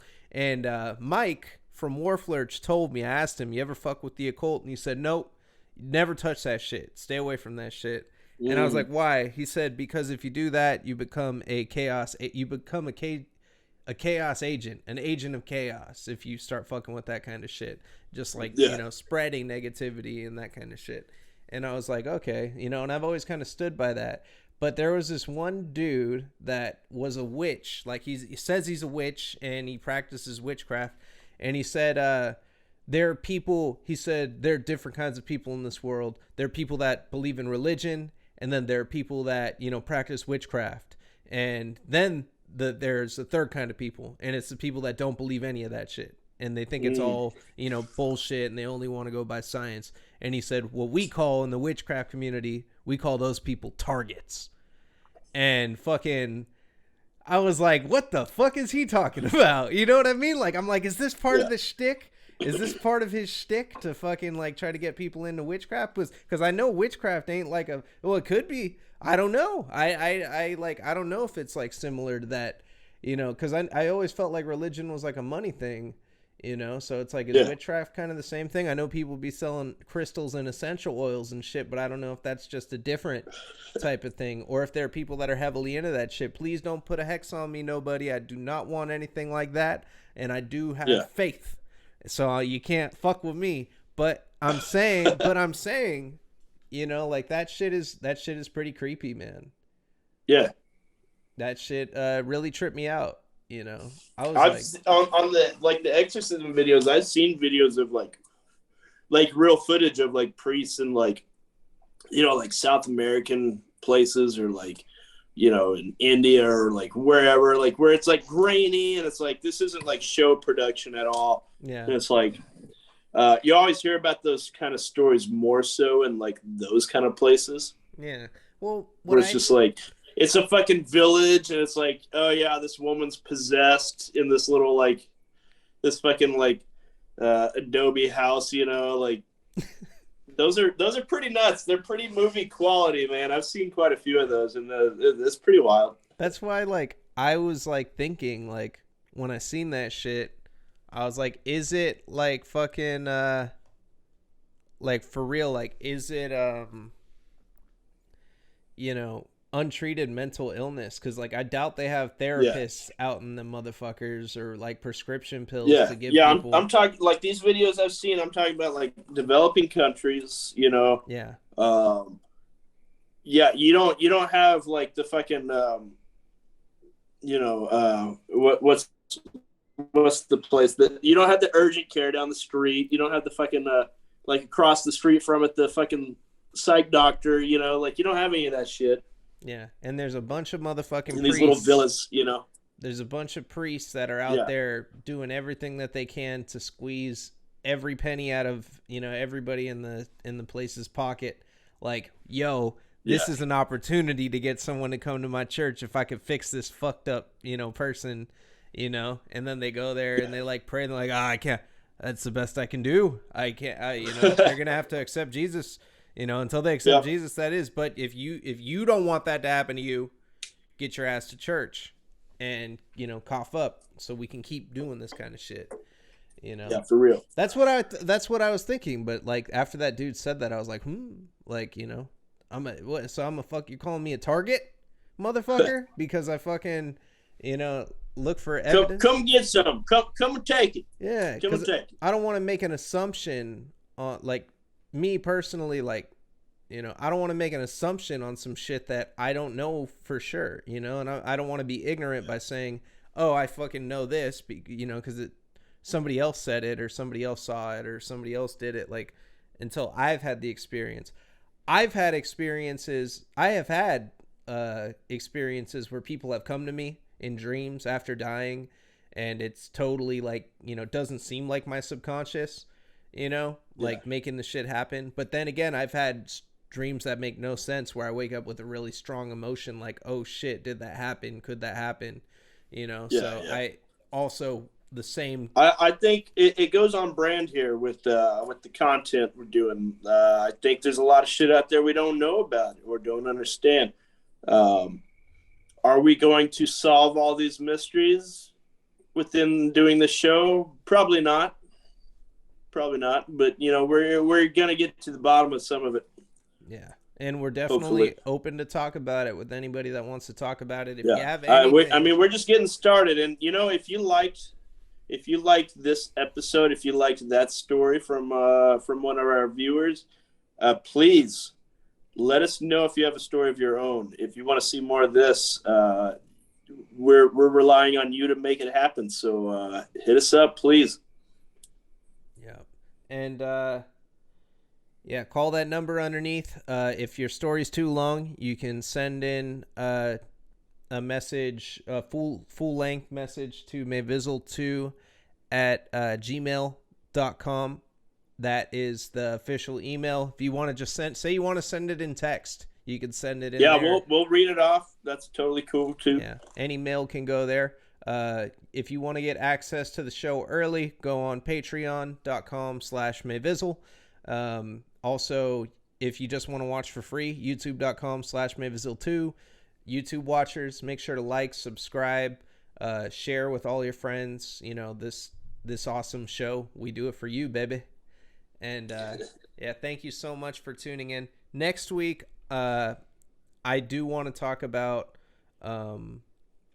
Behold the Pale Horse. So that's a little preview about that. You ever heard of that book? Yeah, it sounds familiar. Yeah. All right, cool. So we're gonna talk about that book. We're gonna have some other stories and stuff for everybody. But this has been an episode of Late Night in the Krypt. This is your boy Mayvizzle and the Rock and Roller. Krypt Keepers. I gotta keep going. The Rock and Roller.